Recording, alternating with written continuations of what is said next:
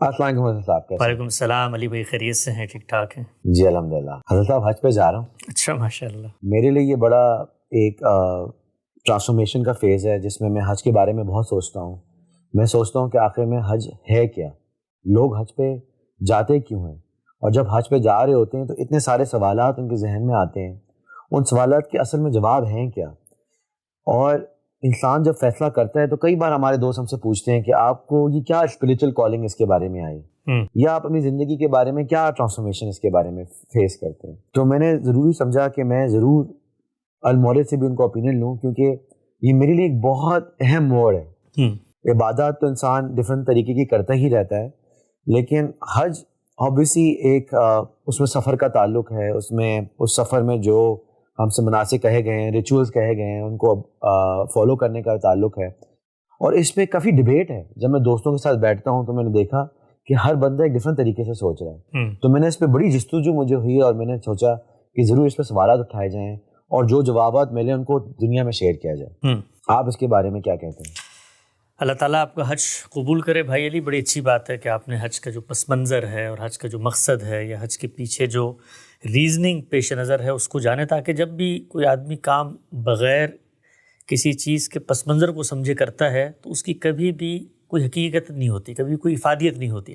ابھی دیکھیے دنیا میں جتنے ایکشنز ہیں، ابھی آپ یہاں تشریف لائے ہیں، آپ نے گاڑی دائیں ہاتھ چلائی ہوگی، آپ نے حد رفتار کی پابندی کی ہوگی، آپ نے گاڑی میں بیٹھنے سے پہلے اپنی جیب میں لائسنس رکھا ہوگا. یہ سارے ایکشنز ہیں. اگر آپ ان ایکشنز کو ان کے کانسیکوینسز سے الگ کر لیں تو آپ کہیں گے یہ تو بیوقوفی ہے. بھئی کیا ضرورت ہے سیدھے ہاتھ پہ گاڑی چلانا، کیا ضرورت ہے 120 کی حد رفتار کی پابندی کرنا، کیا ضرورت ہے جیب میں لائسنس رکھنا. تو دنیا کا ہر ایکشن اصل میں اپنے پیچھے ایک میٹا فزکس رکھتا ہے، اپنے پیچھے ایک فلسفہ رکھتا ہے، اپنے پیچھے ایک حقیقت، ایک ریزننگ، ایک مقصدیت رکھتا ہے. وہ مقصدیت اگر آپ کے پیش نظر نہ ہو تو دنیا کے اندر یہ ساری حرکات آپ کو بیوقوفی لگیں. آپ دیکھیے، آپ حفظان صحت کے اصولوں کا خیال رکھتے ہیں، دائیں ہاتھ سے کھاتے ہیں، ہاتھ صاف کر کے کھاتے ہیں. کیوں؟ کیونکہ آپ کو پتہ ہوتا ہے کہ بھئی ہاتھ صاف کر کے نہیں کھایا تو جراثیم آئیں گے. لیکن دین ایک واحد ایسا موضوع ہے کہ جس میں کوئی بھی ریچول، کوئی بھی ایکشن کرتے ہوئے ہم کبھی بھی اس ایکشن کی جو مقصدیت ہے، اس کی جو علت ہے، اس کے پیچھے جو ایک فلسفہ ہے، اس کو پیش نظر نہیں رکھتے. اور ہمارا ہمیشہ سے توجہ اس بات پہ ہوتی ہے کہ اس ریچول کو ہم پورا کر لیں، اس ایکشن کو ہم پورا کر لیں، جبکہ وہ ایکشن اپنی ذات میں کچھ نہیں ہے. وہ ایکشن کسی ریزن کو سمبلائز کر کے آپ کے سامنے پیش کیا گیا ہے. تو ہمارے ہاں یہ بات آپ نے ٹھیک کی ہے کہ لوگ جاتے ہیں حج پہ. اس سے پہلے آپ اگر پڑھیں، مسلمانوں کے لٹریچر کو پڑھیں، تو اس میں آپ کو پتہ چلے گا کہ حج کے بارے میں لوگ کہتے ہیں کہ بھئی یہ مسلمانوں کا سیاسی اجتماع ہے. سیاسی اجتماع ہے. بڑی تعداد میں 25 لاکھ 30 لاکھ لوگ ایک جگہ پہ جمع ہو جاتے ہیں. آپ کو بندہ ان سے پوچھے کہ بھئی یہ سیاسی اجتماع جو ہے یہ مکہ میں ہی ہونا تھا، یہ سیاسی اجتماع اگر ہو رہا ہے تو اس اجتماع کا حاصل کیا ہے؟ اچھا یہ اجتماع ہے تو اس کو اجتماع کس نے بنایا ہے؟ تو یہ ساری بحثیں، ساری باتیں کبھی بھی ہمارے یہاں زیر بحث نہیں آتی. تو میں ایک بات اس پہ عرض کرتا ہوں کہ جس وقت بھی آپ کسی بھی ایکشن کو اپنے ورلڈ ویو میں لا کے دیکھیں گے تو آپ کو اس کی افادیت محسوس ہوگی. بالکل. لیکن اگر آپ اس کو اپنے ورلڈ ویو سے نکال دیں گے تو وہ محض چند حرکات ہیں. کھڑے ہو گئے، چکر لگا لیا، پتھر مار دیے، سر کٹوا لیا، اوپر اپنے احرام اوڑھ لیا، کوئی مقصدیت نہیں ہوگا. تو مختصر بتایا تو میں آپ کو 1 منٹ کے اندر کہ جو ورلڈ ویو ہے مسلمان کا، جس میں عبادات اس کے سامنے آتی ہیں، وہ ورلڈ ویو کیا ہے؟ وہ ورلڈ ویو یہ ہے کہ جب میں دنیا میں آتا ہوں تو میں اپنے اوپر سب سے پہلے نظر دوڑاتا ہوں. میں اپنے وجود کو بھی دیکھتا ہوں، اور میرے وجود کے 2 حصے ہیں. ایک میرا ظاہری وجود ہے، میرے ہاتھ، جسم، یہ سب چیزیں، سینسز، اور ایک میرا باطنی وجود ہے، میرے اندر ہیں، میری فطرت ہے، میرے اندر میری انر سینس ہے، میرا کانشیسنس ہے. پھر میں کائنات کو دیکھتا ہوں. ہر جگہ پر مجھے ایک جواب ملتا ہے، وہ یہ کہ ہم سب بنائے گئے ہیں. اگر ہم بنائے گئے ہیں تو اس کا مطلب ہمارا کوئی خالق ہے. اچھا خالق ہے تو یا تو وہ حی و قیوم خالق ہوگا. حی و قیوم کا مطلب ہوتا ہے کہ زندہ ہے، اس کے کچھ تقاضے ہیں، یا وہ کوئی ٹبولا راسا ہے، کسی جگہ پر پڑی ہوئی کوئی مادہ ہے، کوئی انرجی ہے. 2 ہی صورتیں ہو سکتی ہیں. تو ہمیں پیغمبروں نے خبر دی کہ نہیں، وہ حی و قیوم خدا ہے، زندہ ہے، جاویدہ ہے. اگر وہ زندہ اور جاویدہ خدا ہے تو اب جو شخص اس دنیا میں زندہ ہوگا اس سے 3 ہی جہتوں سے ہمارا تعلق بنے گا. پہلا کیا ہوگا؟ پہلا یہ ہوگا کہ ہم اس کے ساتھ اپنے تعلق کا اظہار کریں. اگر اس نے ہمیں بنایا ہے، اس کو کہتے ہیں اس کی پرستش کرنا، اس کو پوجنا، اس کے آگے جھکنا. تو ہمارے دین میں یہ جو پرستش ہے اس کو مجسم کر دیے گئے نماز کے ریچولز میں. بالکل. اچھا یہ جو نماز ہے، آپ دیکھیں نماز کے بارے میں آپ کو ایک بات بتاؤں. نماز بھی ایکشنز کا نام ہے. قیام ہوتا ہے نماز میں, جی, رکوع ہوتا ہے, جی, سجدہ ہوتا ہے. اچھا یہ سارے ایکشنز کو آپ نکال دیں اپنی ذات میں, تو یہ قیام تو میں اسمبلی میں بھی کر رہا ہوتا ہوں, جی بالکل, یہ قیام تو میں سڑک پہ کسی اور کے لیے کھڑے ہو کے بھی کر سکتا ہوں, بٹ نماز میں قیام محض قیام نہیں ہے, کھڑا ہونا نہیں ہے, بلکہ نماز میں قیام اللہ تعالیٰ کے آگے فریاد کنا ہو کر, منت کنا ہو کر, پرستش کی غرض سے کھڑے ہونا ہے کہ یا اللہ. آپ دیکھیے جو ہم قیام میں دعا پڑھتے ہیں وہی اس کی اسپرٹ کو واضح کر رہا ہے. صحیح بات ہے. کیا کیا دعا کرتے ہیں, یا اللہ ہم تجھی سے مدد مانگتے ہیں, میں سیدھا راستہ دکھا دے, تو ہی مالک ہے, تو ہی یوم جزا کا سب کچھ, یہ سب کچھ ہو رہا ہوتا ہے. تو پرستش پہلی چیز ہے. پرستش کیا ہوتی ہے کہ جس کے اندر آپ اللہ سے تعلق کا اظہار کرتے ہیں. دوسرا, اگر وہ حی و قیوم خدا ہے تو ہمارا اس سے تعلق ہوگا اطاعت کا. بھائی حی و قیوم ہے تو گفتگو کرے گا نا, اوبیڈینس کو بات کرے گا, وہ کہے گا بھی اس کو مانو, یہ کرو وہ نہ کرو. تو آپ دیکھیے عبادات میں ہمیں کہتا ہے روزہ رکھو, جی, وہی چیزیں جو کھانے پینے کی جائز ہمیں کہتا ہے بالکل صبح سے لے کے شام تک کچھ نہیں کھانا, تو ہم اطاعت کے جذبے میں سرنڈر کر کے وہ کھانا پینا چھوڑ. تیسری جو چیز ہے وہ ہے نظر. نظر کا مطلب ہوتا ہے اپنے آپ کو اس منعم حقیقی, اس مالک کے کائنات, اس پروردگار عالم کے اذن پر قربان کر دینے کا سیکریفائس. یعنی وہ مجھے یہ کہے کہ بھائی تم نے میری پرستش کر لی, تم نے اطاعت بھی کر لی, اب میرا تقاضا یہ ہے کہ نکلو اور اپنا مال اور اپنی جان میرے کاز میں خرچ کر دو. تو یہ ہو سکتا ہے نا, ہونا چاہیے, اس لیے کہ وہ مالک ہے دنیا کے اندر, وہ مجھ سے اس کا تقاضا کرتا ہے. اچھا دنیا کیا ہے؟ دنیا ایک میدان جنگ ہے, اور میدان جنگ کس کا ہے؟ خالق اور شیطان کے درمیان. جی, شیطان مستقل آپ کو ورغلا رہا ہے اور خالق مستقل آپ کو یاد دہانی کرا رہا ہے کہ اس کے نرغے میں نہیں آنا. تو اس میں آپ کو جنگیں بھی کرنی پڑ سکتی ہیں, آپ کو کسی بھوکے کو کھانا بھی کھلانا پڑ سکتا ہے, آپ کو کسی کی مدد بھی کرنی پڑ سکتی ہے. تو ہر وقت جان مال کی قربانی زیر بحث ہے. تو جو نظر ہے اس کو اللہ تعالیٰ نے مجسم کر دیا. عبادات کے بارے میں دوسری بات میں آپ کو بتاؤں کہ عبادات جس طرح اپنی واقعیت میں اکیلے اکیلے آپ کرتے ہیں, نماز میں آپ کھڑے ہو جاتے ہیں, اسی طرح عبادات کمبینیشنز میں ہوتی ہیں. تو حج کو نظر کی تمثیل بنا کر اس میں کمبینیشنز آف عبادات کو شامل کر دیا گیا ہے. بس آپ دیکھیں اس میں طواف بھی ہے, اس میں نظر کی علامات بھی ہیں, اس میں آپ نے احرام بھی پہننا ہے, اس میں آپ نے قربانی بھی کرنی ہے, اس میں آپ نے سر بھی مڑوانا ہے, یہ ساری کی ساری چیزیں اس میں شامل کر دی, میدان میں بھی کھڑے ہو جانا ہے. تو اب بات یہ ہوئی کہ اللہ تعالیٰ ہمیں یہ کہتے ہیں کہ تم نے اپنی جان کو میرے اذن, میری خواہش پہ قربان کرنا ہے. اس جذبے کو میں نے تم سے منوانا ہے کہ تم اس قابل ہو گے, کر سکتے ہو.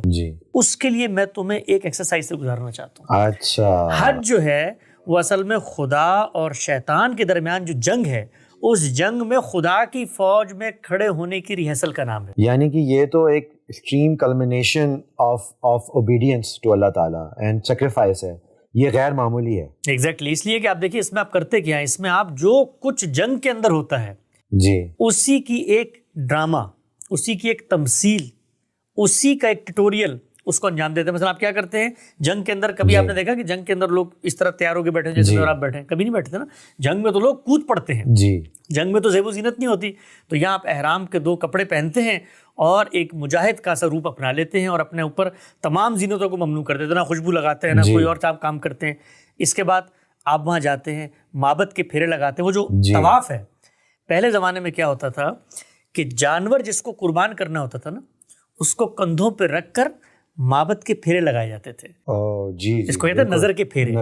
اور پھر اس کے بعد آپ نے دیکھا ہوگا ہمارے ہندوستان پاکستان میں کامن ہے, جو نظر اتاری جاتی ہے اس میں بھی دیکھیے وہ یہی کام کر رہے ہوتے ہیں. تو یہ معبد کے پھیرے تھے, اس میں جانور کی جگہ بندہ آ گیا. انٹرسٹنگ کہ جی اللہ تعالیٰ جب کبھی زندگی میں مجھے موقع ملا تو جانور تو گیا, اس کی جگہ میں آ جاؤں گا, اپنے آپ کو قربان کر دوں گا.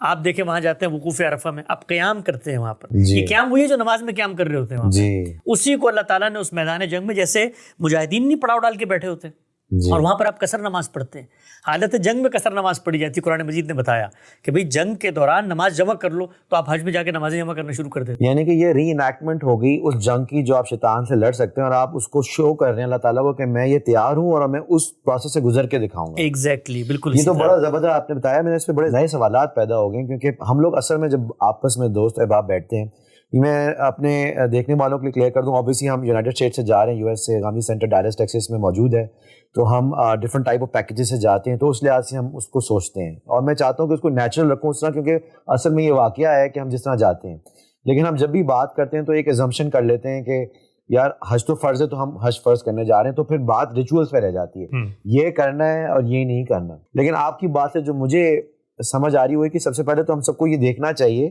کہ حج ہم کرنے جا کیوں رہے ہیں. Exactly. اور اس میں آپ نے 3 عبادات کے طریقے بتائے, جس میں obviously آپ نے اطاعت کا اور اوبیڈینس کا اور پھر سیکریفائس کے بارے میں ہمیں بتایا, اور ریمائنڈر کا. پہلا تو آپ نے نماز کا ریمائنڈر کا بتایا. اس میں سوال لمبا ہو گیا, لیکن میں آپ کو یہ بتانا چاہتا ہوں کہ میں جس پروسیس سے گزر رہا تھا, تاکہ وہ بات جو میرے ذہن میں آئے, کیونکہ مجھے بڑی بودر کرتی ہے کہ بات کہ میں اصل میں پرسنلی اللہ تعالیٰ کا شکر ادا کرنے جانا چاہتا ہوں, کیونکہ میں پرسنلی سمجھتا ہوں کہ اللہ تعالیٰ نے مجھے بہت کچھ دیا, اور اپنے کیریئر کے پیک میں اور اپنی صحت کے پیک میں جاؤں اور اللہ تعالیٰ کو کہوں کہ آپ نے جو مجھے بہت کچھ دیا, میں اس ایثار سے گزرنا چاہتا ہوں اس کی خاطر, رائٹ. لیکن کئی بار ہمارے یہاں اوبیسلی یہ بھی بات آتی ہے کہ ہم گناہ معاف کروانے جا رہے ہیں, رائٹ. تو آپ اسی بات کو آگے لے کے چلیں. میں نے آپ کو بیک گراؤنڈ دے دیا صحیح ہے کہ لوگ حج پہ جب جا رہے ہیں تو ان کے ذہن میں کیا ہونا چاہیے. اب ہمیں یہ تو سمجھ آ گیا کہ یہ ایثار ہے, یہ سیکریفائس ہے, اور یہ اس نظر کی عبادت ہے جس کے لیے آپ ری انیکٹمنٹ کر رہے ہیں. میں اگر اس کو دوبارہ کلیریفائی بھی کر دیں گے ناظرین, بڑی زبردست طریقے سے آپ نے بتایا. ایگزیکٹلی دیکھیں, اللہ تعالیٰ نے قرآن مجید میں بتایا ہے, ان صلاتی و نسکی و محیای و مماتی, میری نماز اور میری قربانی, اور اس کے مقابلے میں 2 الفاظ کا ہے, میرا جینا اور میرا مرنا. وہ یا نماز کو زندگی کے مقابلے میں رکھا جی, اور مرنے کو قربانی کے مقابلے میں رکھا. کہ میں اگر قربانی کرتا ہوں تو اصل میں جانور کو نہیں قربان کر رہا, اصل میں تو میں اپنی جان قربان کرنا چاہتا ہوں اللہ کے راستے میں جی. لیکن اللہ نے میری جان کو حرمت دی ہے, ابھی اس کی ضرورت نہیں پیش آئی, تو میں اللہ تعالیٰ کو یہ میسج دیتا ہوں جانور قربان کر کے کہ یہ آج جانور تیرے قدموں میں رکھ رہا ہوں, کل موقع ملا تو اپنے گردن پہ بھی چھری پھیرنے کے لیے تیار ہو جاؤں گا. تو یہ ہے مقصد. آپ نے جو بات کی نا کہ آپ جس جذبے سے جا رہے ہیں کہ جی شکر کا جذبہ آپ کوئی بھی دل میں لے جائیں جی, جو ریچولز آپ وہاں پرفارم کر رہے ہیں اس جذبے کو ان ریچول سے نکلنا چاہیے. مثلا آپ وہاں پر جا کر احرام پہن لیتے ہیں, اب وہ احرام پہننے میں شکر کا کیا پہلو آتا ہے سامنے, یا مثال کے طور پہ آپ وہاں جا کے شیطان کو پتھر مارتے ہیں, اس میں شکر کا کیا پہلو آتا ہے. آپ مثال کے طور پہ وہاں جا کر قصر نماز پڑھتے ہیں, اس میں شکر کا کیا پہلو آتا ہے. آپ مثال کے طور پہ عرفہ میں جا کر بیٹھ کے وقوف کرنا شروع کر شکر. تو زندگی بندہ مومن کی تو ہر لمحہ شکر ہوتی ہے, شکر تو ہے ہی ہے, لیکن دیکھنا یہ ہوتا ہے کہ جس عبادت کو آپ کر رہے ہیں اس کی اپنی ہرمینوٹکس کیا ہے, وہ جو ریچولز ہیں ان کا اپنا میسج کیا ہے. تو ان ریچولز کا جو میسج ہے وہ شکر تو نتیجہ ہے اس کا جی. یعنی جو کچھ آپ وہاں کر کے آ رہے ہیں وہ کیا کر کے آ رہے ہیں, وہ یہ کر کے آ رہے ہیں کہ بھئی زندگی کے اندر جب شیطان سے عملی جنگ ہوگی تو میں ایکوپڈ ہوں گا, اور جب آپ ایکوپڈ ہوں گے تو آپ شکر گزار بندے بھی بنیں گے. یعنی کہ آپ ایک ریہرسل اور پریکٹس کرنے جا رہے ہیں, آپ کی اللہ تعالیٰ سے محبت اس درجے پہ پہنچ گئی ہے, اس کلمینیشن پہ پہنچ گئی جس میں آپ کہہ رہے ہیں کہ اللہ تعالیٰ میں تیرے لیے قربان ہونے کو تیار ہوں, اور اس کے لیے میں اس پروسیس سے گزر کے دکھاتا ہوں جو آپ نے ہمارے لیے فرض میں رقم مقیم کر دی جی. تو یہ تو بڑا زبردست ایک ری انیکٹمنٹ ہوگی اس جنگ کی, اور جب ان ریچول کو جب آپ فالو کر رہے ہیں تو آپ اللہ تعالیٰ سے اپنی محبت شو کر رہے ہیں, اور ایثار کی جو جس کے لیے آپ تیار ہیں اس پروسیس سے گزر کے آپ اللہ تعالیٰ کو دکھا رہے ہیں. ان مائی ورڈز اگر آپ اس کو کریکٹ کر دیں, ایگزیکٹلی ایسے ہی اللہ تعالیٰ کو دکھا رہے ہیں کہ میں دیکھیں میں گزر رہا ہوں, میں حالت جنگ میں ہوں, میں احرام پہنے ہوئے ہوں, میں وہ تمام وہ چیزیں نہیں کروں گا جو ایک انسان ایک عام زندگی میں کرتا ہے, جس میں جیسے چھوٹی چھوٹی لوگ باتیں کرتے ہیں کہ سینٹ نہیں لگانا ہے اور بہت ساری سادہ لباس میں پہننا ہے, اور اوبیسلی میدان جنگ میں کی طرح کا ہی ماحول ہوتا ہے جب آپ اتنے لوگوں میں بیٹھتے ہیں. ایک اور چیز آپ کو میں بتاتا ہوں, دیکھیے یہ جتنی عبادات آپ کو نظر آتی ہیں نا, یہ انسانوں نے پرفارم کرنی ہے. تو انسانوں کے ہاں خود اپنے ایکشن سے اطاعت اور نظر کے کچھ ریچولز پیدا ہوئے. مثال دیتا ہوں میں آپ کو. پرانے زمانے میں جس وقت آپ کسی ملک پر حملہ کرتے تھے اور وہاں پر کسی کو قیدی بنا لیتے تھے, غلام بنا لیتے تھے, تو سب سے پہلا کام پتہ کیا کرتے تھے, اس کا سر مونڈتے تھے. کیوں؟ اس لیے کہ سر مونڈ کر آپ پوری قوم کو یہ پیغام دیتے تھے کہ یہ ہمارا غلام ہے, اس نے سرنڈر کر دیا, یہ سلیو ہے ہمارا. یہی ریچول تھا, یہ انسانوں کو بنایا ہوا ریچول ہے, یہی ریچول تھا. اس ریچول کو اللہ نے اٹھایا جی. اب جب آپ کے حج کا خاتمہ ہوتا ہے آپ کیا کرتے ہیں, آپ سر منڈوا دیتے ہیں. کیوں؟ آپ سر منڈوا کے یہ میسج دیتے ہیں اپنے آپ کو بھی اور دنیا کو بھی کہ میں اصل میں اللہ تعالیٰ کی سلیوری میں جانے کا اظہار کرتا ہوں, میں سلیو بن گیا ہوں اللہ تعالیٰ کا. ورنہ آپ ذرا غور کریں کہ کیا ضرورت ہے بال کاٹنے کی. جی بالکل, میں نے کبھی سوچا ہی نہیں اس معاملے میں, اور میں آپ کو وہی بتا رہا ہوں کہ ہم تو اس میں پڑے ہوئے تھے کہ کون سے ریچول میں کہیں ٹوٹ نہ جائے اور حج ہو نہ جائے, لیکن ہم نے کبھی اتنی ڈیپتھ میں ہر پروسیس یا ہر عمل کو دیکھا نہیں کہ وہ ہے کیوں اصل. دوسرا کیا کام کیا جاتا تھا جب کسی قیدی کو پکڑ کے لاتے تھے؟ دوسرا کام یہ کیا جاتا تھا کہ اس کے ناخن کاٹے جاتے تھے، ناخن کاٹے جاتے تھے اور سر منڈایا جاتا تھا. تو یہ نظر کی علامات ہے. نظر کی علامات کو اللہ تعالیٰ نے حج کے اندر جمع کر دیا. قربانی بھی نظر کی علامت ہے، بال منڈوانا بھی نظر کی علامت ہے، ناخن نہ کاٹنا بھی نظر کی علامت ہے، اور کب کاٹنا؟ جس وقت قربانی کر دی جائے.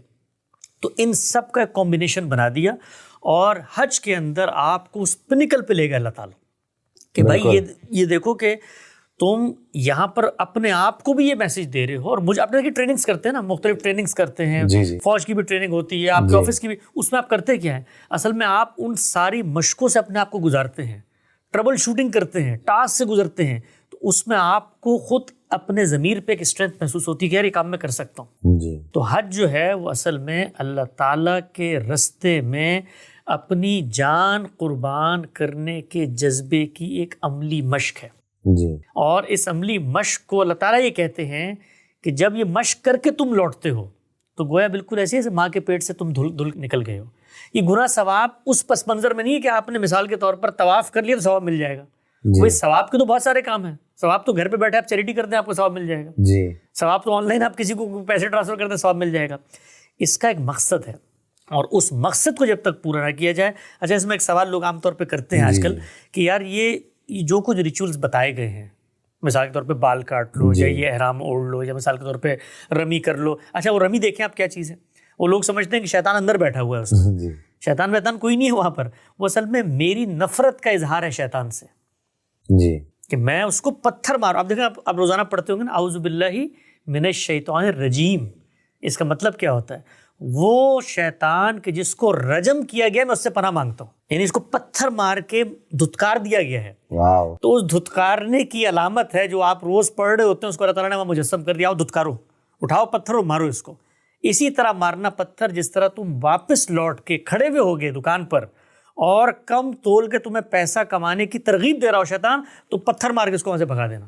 ہم لوگ روز جو چیز پڑھتے ہیں اس کو آپ نے رجم سے کنیکٹ کر دیا. کتنی زبردست چیز ہے کہ ہم اصل میں جو چیز کر رہے ہیں ہر جگہ جو ہم اور روز پڑھتے رہتے ہیں وہ لنکڈ ہے آپس میں. ایگزیکٹلی. دنیا میں اصل میں دیکھیں اللہ تعالیٰ کا جو پورا کا پورا دین ہے نا، وہ ایک کوہرنٹ تصور کے اندر کھڑا ہوا. جو کچھ حج میں آپ کر رہے ہیں وہی کچھ اللہ تعالیٰ پوری زندگی میں آپ سے چاہتے ہیں. تو ایک سوال جو میرے ذہن میں آ رہا تھا، اور اکثر لوگ پوچھتے ہیں کہ بھائی یہ جو پوری کی پوری رسوم اور آداب مقرر کر دیے گئے ہیں، یہ لگتا ہے کہ جیسے بڑے پرانے دور کے قبائلی دور کے. آپ کے ذہن میں بھی آتا ہے سوال یہ کبھی کبھی؟ کیا جی بہت آتا ہے، کیونکہ آبویسلی اس میں جو ریچولز ہیں اور جو ایک میدان میں رہنے کا ہے وہ 1400 سال پہلے کا تھا. تو کئی بار یہ سوال ضرور آتا ہے ذہن میں کہ اگر ماڈرن ٹائمز میں اسلام آتا تو کیا یہ ریچولز کوئی ڈفرینٹ ہوتے؟ ہاں لیکن بڑا اچھا سوال ہے یہ. اسلام نے جو بھی احکام دیے ہیں، یہ تو واضح ہو گیا نا کہ ان احکام کے پیچھے ایک حقیقت ہے، ایک مقصد ہے، ایک ریزننگ ہے. اللہ تعالیٰ نے حکم دیتے وقت، یعنی شریعت دیتے وقت، قانون دیتے وقت، اس چیز کا لحاظ کیا ہے کہ جو چیزیں زمانے کے بدلنے سے بدل جاتی ہیں تو وہاں پر کسی بھی ریچول کو اہمیت نہیں دی. اچھا، مثال دیتا ہوں میں آپ کو. مثال یہ دیتا ہوں کہ اللہ تعالیٰ یہ چاہتے ہیں کہ جس وقت آپ طلاق دیں تو بیوی جو آپ کے گھر سے جا رہی ہے نا، اس کا پیٹ خالی ہونا چاہیے، پتہ ہونا چاہیے اس کے پیٹ میں بچہ نہیں، اس لیے کہ کل اس کا بچہ پیدا ہو گیا تو بچے کو سنبھالے گا کون؟ یہ شوہر کہے گا یہ تو میرا ہے نہیں، تو کسی اور کا ہے. ٹھیک ہے نا. اب یہ اللہ تعالیٰ چاہتے تھے کہ یہ واضح ہو جائے کہ پیٹ خالی ہے. اس کے لیے انہوں نے قرآن مجید میں کہا کہ 3 پیریڈز تک عورت وہیں گھر میں رکی رہے گی. اس لیے کہ جب بچہ پیدا ہونے کی اللہ تعالیٰ تمہید مانتے ہیں، پیریڈز نہیں آتے. ٹھیک ہے نا. لیکن ماڈرن ٹائمز کے اندر سائنس نے ہمیں الٹرا ساؤنڈ کر کے بتا دیا کہ شادی کے اگلے دن واضح ہو سکتا ہے کہ پیٹ خالی ہے کہ نہیں ہے. تو اب وہ جو حکم تھا وہ مبنی بر ریزن تھا، مبنی بر علت تھا. اب اس کا وہ جو مقرر کیے گئے تھے اوضاع، وہ اہمیت ان کی باقی نہیں رہی. اسی طریقے سے مثال کے طور پہ اللہ تعالیٰ نے کہا ہے قرآن مجید میں، جب لین دین کرو تو لکھ لو. اب میں اور آپ روزانہ لین دین کر رہے ہوتے ہیں دکان پہ، کبھی ہم لکھتے ہیں؟ نہیں لکھتے. کیوں نہیں لکھتے؟ اس لیے کہ ٹرانزیکشن کا ریکارڈ. تو لین دین میں بھی مقصد کیا تھا؟ ریکارڈ ہو جائے. تو وہ ریکارڈ کسی اور طریقے سے ہو جائے تو دین کا مقصد پورا ہو گیا. تو جو احکام دیے جاتے ہیں وہ 3 طرح کے ہوتے ہیں. پہلے یہ احکام ہوتے ہیں جن میں ریزن اصل ہوتا ہے. دوسرے احکام وہ ہوتے ہیں کہ جن کے اندر اللہ تعالیٰ یہ کہتے ہیں کہ مبنی پر ریزن ہے، لیکن تم فیصلہ کرنے کی صلاحیت نہیں رکھتے کہ درست کیا ہے غلط کیا ہے. اس لیے فالو کرو انہیں, اس لیے فالو کرو. مثال دیتا ہوں میں آپ کو.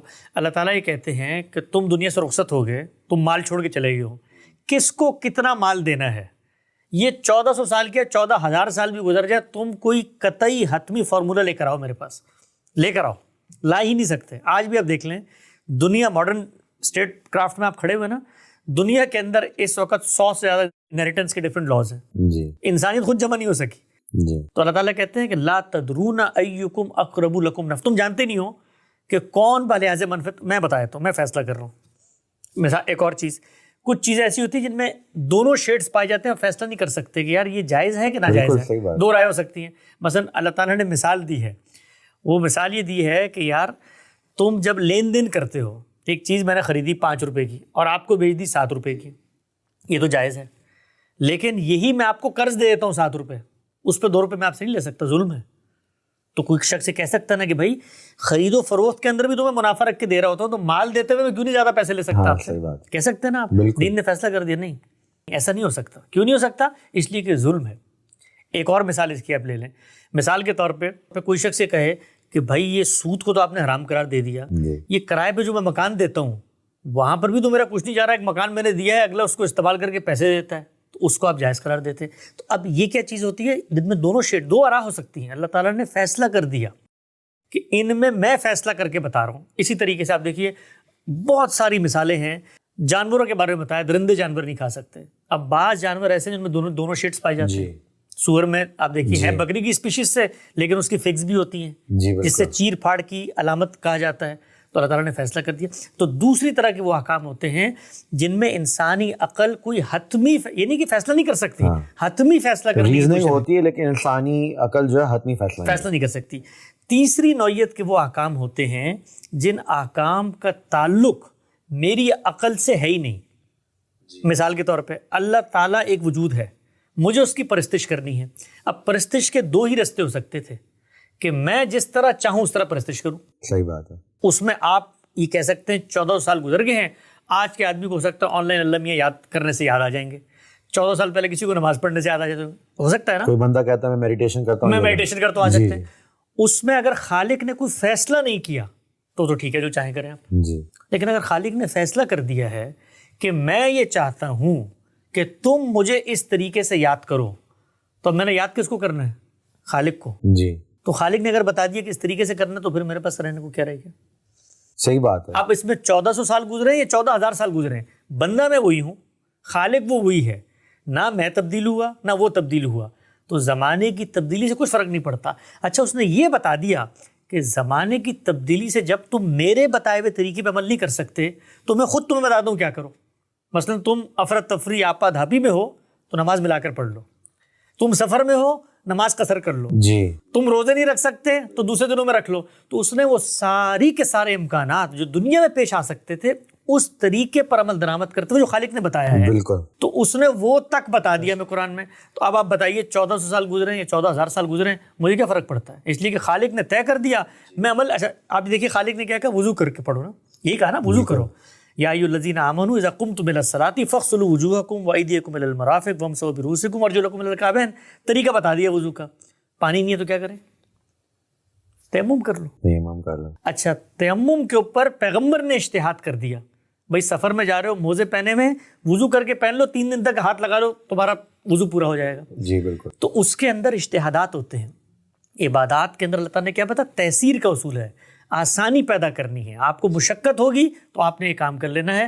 تو حالات بدلتے رہیں گے, اس لحاظ سے اگر کوئی مشکل مجھے پیش آ رہی ہے عبادت پر عمل درآمد کرنے میں, تو اللہ تعالیٰ نے اس کا بھی رستہ بتایا. اچھا آپ نے بڑا زبردست ایکسپلین کیا کہ 3 ڈفرینٹ طریقے ہیں اس میں, ریزننگ, اور کچھ جو عقل سے تعلق ہی نہیں ہے, کچھ چیزیں جو عقل سے تعلق ہے لیکن اس میں انسان کی عقل اتنی آسانی سے فیصلہ نہیں کر سکتی. جیسا کہ وراثت کا معاملہ, اس پہ اوبیسی گاندھی صاحب کا بڑا اچھا پرسپیکٹیو ہے, اس پہ آپ نے ان سے بڑے اچھے ایک لیکچر میں سوالات سے پوچھے تھے کہ ریزن بیس جو اللہ تعالیٰ کے کام ہے ان میں کس طرح چینج آ سکتا ہے, اور اگر ماڈرن ٹائمز میں کوئی ایسی چیزیں جو جن کا عقل سے تعلق نہیں ہے تو ان میں کوئی چینج نہیں ہوگا.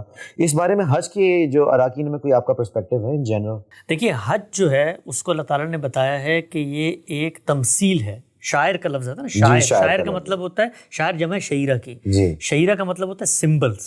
سمبلز کے بارے میں یہ طے ہے دنیا بھر میں کہ سمبل اپنے پیچھے کو مانویت رکھتے ہیں. اپنے پیچھے کو حقیقت رکھتے ہیں. تو سمبل اپنی ذات میں کچھ بھی نہیں ہوتا, سمبل صرف علامت ہوتا ہے. مثال کے طور پہ آپ اپنے ملک سے محبت کا اظہار کرتے ہیں 2 گز کپڑے کو ایک ڈنڈے کے اندر ڈال کے جھنڈا لٹکا کر, ٹھیک ہے نا. آپ اس جھنڈے کے اوپر کبھی بھی اصرار نہیں کرتے. اصرار کس چیز پہ ہوتا ہے؟ اس کے پیچھے ایک مقصد ہوتا ہے, اور وطن سے محبت کی علامت ہے یہ. تو اس میں بنیادی سوال سب سے پہلے زیر بحث آتا ہے کہ جو علامات مقرر کی گئی ہیں ان علامات میں کون سا ایسا پہلو ہے جو اس سمبولزم کو پہنچانے میں قاصر رہ گیا. اگر تو رہ گیا ہے تو پھر ضرورت پیدا ہو گئی. تو پہلے تو ضرورت پیدا کر کے بتانی پڑے گی. مثال کے طور پہ آپ یہ کہیں کہ احرام کے بجائے وردی ہونی چاہیے آج کے دور کے اندر, تو پھر آپ کو پوری دنیا میں لوگوں کو پہلے آپ جمع کریں, اس وردی کے اوپر اتفاق کروائیں. ابھی میں اس سوال پہ نہیں آیا کہ کام ہم خالق کا کرنے جا رہے ہیں اور فیصلہ خود کرنے بیٹھ گئے, میں تمہیں ضرورت پہ آیا ہوں کہ پہلے تو ضرورت آپ بتائیں گے. یا مثال کے طور پہ آپ شیطان کو گئے, وہ پتھر مارنے کے بجائے وہاں پر آپ گولیاں مارنا شروع کر دیں. کوئی ضرورت پیدا کریں گے نا, تو ضرورت پیدا نہیں ہوتی. جتنے سمبلز ہیں ان کے لیے جو ریچولز, وہ ریچولز نیچرل ریچولز. اگر آپ غور کریں اللہ تعالیٰ کیا کرتے ہیں کہ اللہ تعالیٰ خالق کائنات ہے. آپ قیامت تک کے حالات دیکھیں, آج سے 1400 سال پہلے, اور حج آج نہیں شروع ہوا, 4000 سال پہلے ابراہیم علیہ السلام کے زمانے سے چل رہا ہے. جو ریچول مقرر کیا ہے, جو لباس پہننا ہے, وہ ہے کہ 4000 سال پہلے بھی اس پر عمل درآمد ہو سکتا ہے, 4000 سال بعد بھی ہو سکتا ہے, 100,000 سال بعد بھی ہو سکتا ہے. 2 کپڑے ہیں سفید. بالکل. تو آپ کو ہر پہلو کو دیکھنا پڑتا ہے. غریب بھی آ رہا ہے, امیر بھی آ رہا ہے, کوئی نادار بھی آ رہا ہے, کسی کے پاس کپڑے نہیں ہیں, 2 چادریں لپیٹنی اور آپ نے چلے جانا ہے. پھر خدا کے معبد کی علامت ہوئی ہے تو اس کے ساتھ آپ نے تعلق کا اظہار کرنا ہے. تو اب آپ وہاں پر تعلق کا اظہار کیسے کریں گے بھائی؟ اسی طرح کریں گے جس طرح خالق چاہتا ہے. اور اس کی ضرورت کیوں پیدا ہوگی کہ آپ کہیں گے طواف وہ مسئلہ. تو پرابلم یہ نہیں ہوتی. پرابلم یہ ہوتی ہے کہ جو لوگ وہاں پہ جاتے ہیں وہ دین کا ورلڈ ویو نہیں رکھتے, تو ان کو یہ ساری چیزیں بیوقوفی لگ رہی ہوتی ہیں. یار یہ کیا گئے پتھر کے گرد, ادھر آپ نے چکر لگا لیا, یہ حجر اسود ہے, پتہ نہیں کو پتھر رکھا ہے. اب یہ حجر اسود کیا چیز ہے, ذرا غور کریں آپ. رسول اللہ صلی اللہ علیہ وسلم فرماتے ہیں کہ یہ اللہ کے ہاتھ کی علامت ہے. جس طرح جنگ کے اندر آپ ایک جرنیل کے ہاتھ پہ اوتھ لیتے ہیں نا کہ میں مرنے کے لیے جا رہا ہوں, تو اللہ تعالیٰ نے اپنے ہاتھ پر بیعت کی علامت بنا دی. آپ اس پہ استعلام کرتے ہیں وہاں جا کر ایز اے فوجی کے, اور یہ کہتے ہیں کہ اللہ تیرے ہاتھ پر بیعت کر کے میں جا رہا ہوں, یہ پوری مشق سے گزرنے اور زندگی میں موقع ملا تو میں اپنی جان بھی دے دوں گا. تو معنویت واضح نہ ہو تو ریچولز غیر اہم ہو جاتے ہیں.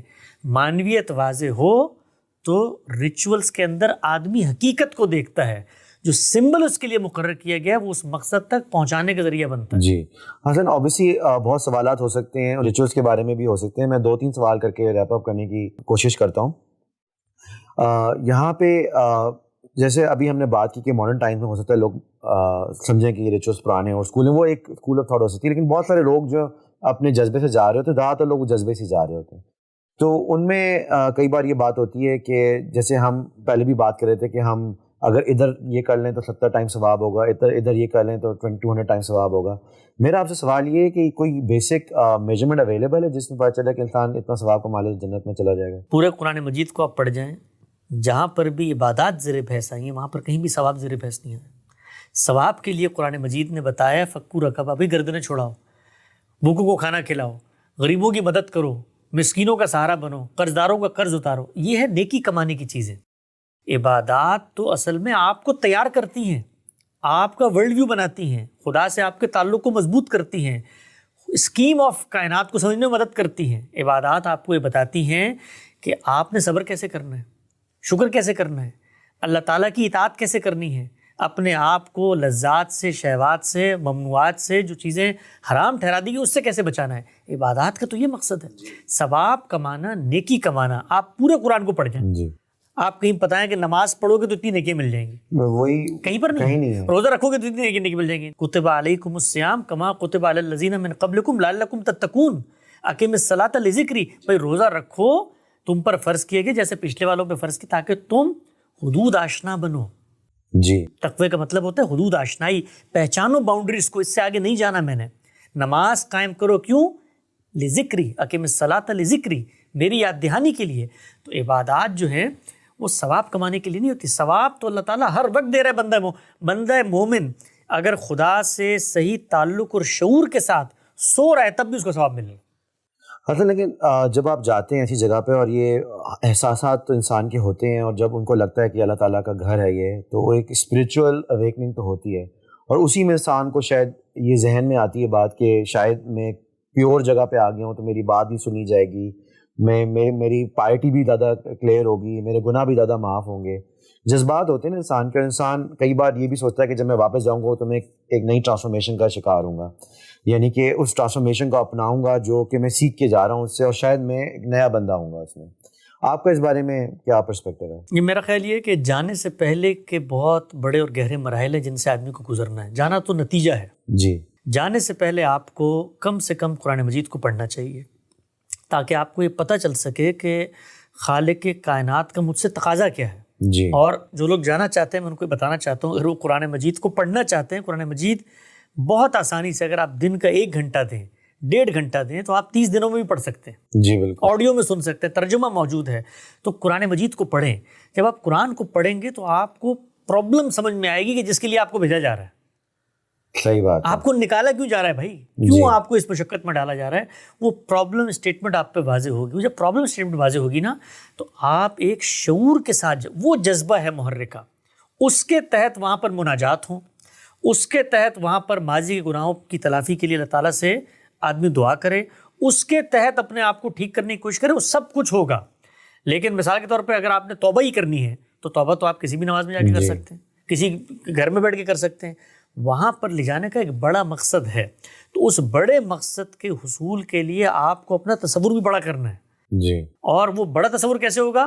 خالق کائنات کی گفتگو کو جان کر, اور وہ قرآن مجید میں سب. بڑی خوبصورت بات کی حسن آپ نے, اور میں بڑی ایمانداری سے یہ بتاؤں گا کہ میں جتنا اس بارے میں ریسرچ کر رہا ہوں مجھے لگتا ہے کہ میری نالج بڑی کم تھی, اور میں روز اس پورے مرحلے سے جب گزر رہا ہوں تو میری لرننگ بڑی بڑھ رہی ہے. اور اس حج کے معاملے میں مجھے لگتا ہے کہ بڑی اویئرنیس ہونی چاہیے. مجھے ایک چیز اور بڑی بودر کرتی ہے, مجھے پتہ ہے پروگرام تھوڑا لمبا ہو گیا ہے, لیکن میں نے دیکھا ہے کہ اوبیسلی لوگ کچھ ہر قسم کے طبقے کے لوگ جاتے ہیں, کچھ اوبیسلی افورڈ نہیں کر پاتے, کچھ لوگوں کے حالات بہتر ہوتے ہیں حج میں. آپ نے جو آج بات بتائی اس میں, جس میں ایثار کے جذبے کی بات ہوئی, جس میں اللہ تعالیٰ کی جو کہ آپ نے culmination of in love of God آپ جا رہے ہیں کہ میں تیرے لیے اللہ تعالیٰ قربان ہونے کو تیار ہوں, تو اس میں تو یہ وی آئی پی پیکیجز اور یہ سب کچھ نہیں ہونا چاہیے. تو انسان جو جا رہا ہے ان پیکیجز کے تھرو کس سوچ کو لے کے آگے جائے؟ دیکھیے 2 چیزیں ہیں اس کے اندر. حقیقت پسندی کی دنیا میں کھڑے ہو کے میں آپ کو بتاؤں گا, چاہے آج کا زمانہ ہو وی آئی پی پیکیجز کا یا آج سے 14 سال پرانا زمانہ ہو, اگر کسی آدمی کے پاس بزنس کلاس کا ٹکٹ ہے تو وہ اس میں جائے گا. 1400 سال پہلے کسی کے پاس اگر سرخ اونٹ ہے تو وہ اس میں جائے گا. اونٹ کو لے جاتے ہوئے اگر اس کے پاس کاجو اور میوے اور باقی موجود ہیں وہ رکھے گا کجاوے میں. میں جاؤں گا تو میں جو اچھا کھانا ہو سکتا ہے وہ کھاؤں گا. یہ ساری چیزیں اللہ تعالیٰ نے دنیا میں آپ کی استطاعت پر منحصر کی ہوئی ہیں. اگر آپ کے پاس پیسہ ہے تو آپ اپنے آپ کو راحت پہنچاتے ہیں. تو وہاں پر پہنچنے کے لیے جی آپ جتنا سکون حاصل کر سکتے ہیں یہ آپ کے اوپر ہے. دین میں اس کی کوئی صوفیانہ قسم کا کوئی تصور نہیں ہے کہ آپ کپڑے پھاڑ کے بھوکے ننگے ہو کے وہاں چلے جائیں. بالکل ایسا نہیں ہے. جس کی جو استطاعت ہے وہ اس طریقے سے جائے, جو اللہ نے جس کو مال دیا ہے. ہاں یہ پیش نظر رکھے وہ ویکیشن پہ نہیں جا رہا, یہ پیش نظر رکھے کوئی تفریح کے لیے نہیں جا رہا, لیکن اپنے آپ کو سکون پہنچانا, اپنے آپ کو راحت پہنچانا یہ ہمارے دین میں کئی ممنوعات. یہ پوری صوفیانہ تصور اسلام میں کہیں نہیں پایا جاتا. اور یہ آج جس طرح ہو رہا ہے پہلے زمانے میں بھی ایسے ہوتا تھا. جی میں کل کہیں گفتگو کرتے ہوئے اس دن کہہ رہا تھا, لوگ کہہ رہے تھے سرمایہ دارانہ نظام کیپٹل سسٹم اس میں لوگوں کو بڑا حریص بنا دیا گیا ہے, اور آپ جو ہیں یہ نئی گاڑیاں لیتے ہیں. تو میں نے کہا جو فخر مجھے نئی گاڑی میں محسوس ہوتا ہے یہ تو نئے گھوڑے میں بھی ہوتا تھا مجھے. صحیح بات. تو یہ تو نیچرل چیز ہے, اس میں نہیں گھبرانا چاہیے. جی تاہم جب آپ وہاں پہنچ گئے ہیں اور ریچولز کا آغاز ہو گیا ہے تو اس کے اندر پھر کوئی تفاوت نہیں ہونا چاہیے. صحیح بات. یعنی وہاں پر آپ برابر, وہاں برابری ہونی چاہیے. وہ یہ نہیں ہو سکتا کہ وہاں خیموں کے اندر آپ بیٹھے ہوئے اور باربیکیو پلیٹرز آ رہے ہیں اور وہاں پر بالکل ہی جو ہے نا دبیز قالین. وہاں سب کچھ ایک جیسا ہونا چاہیے. اور ویسے حرم کے بارے میں تو بعض ہمارے محقق علماء کا یہ کہنا ہے کہ وہاں پر یہ جو اس وقت ایک جس کو آپ کہتے ہیں نا عمارتوں کی ریس لگی ہوئی ہے اور 5 اسٹار ہوٹل, اور یہ اس مسجد کے قریب ہی ہونا بھی نہیں چاہیے. جی یا آپ رکھنا چاہتے ہیں اس کو رکھیں, تھوڑا سا فاصلے پہ لے جائیں, کوئی ٹرین چلا دیں, کیونکہ وہاں پر تو اصل میں معبد کی اہمیت ہے. اس نے کلاسز کریٹ کر دی ہیں, اس نے کلاسز بھی کریٹ کی ہیں. وہاں جا کر ایک جس کو آپ کہتے ہیں نا ایڈونچر کا تصور آنا شروع ہو جاتا ہے. شاپنگ مال بھی بنے ہوئے ہیں, کھانے پینے بھی چل رہے ہیں, بالکل ایک کلچرل فیسٹیوٹی کا بھی. وہ تو کچھ اور چیز تھی جو وہاں لے کر جانی تھی نا. تو وہ وہاں پر آپ کو بالکل ایسا لگتا ہے کہ جیسے ایک عمرہ بھی ایک مسلمانوں کا ویکیشنل ٹرپ بن گیا ہے. تو یہ چیز نہیں ہونی چاہیے. تو میں خلاصہ کر دیتا ہوں کہ اللہ تعالیٰ نے آپ کو اگر مال دیا ہے آپ اس مال کو استعمال کریں، تاہم جو عبادت کی ہرمیونیٹکس ہے وہ مجروح نہیں ہونی چاہیے۔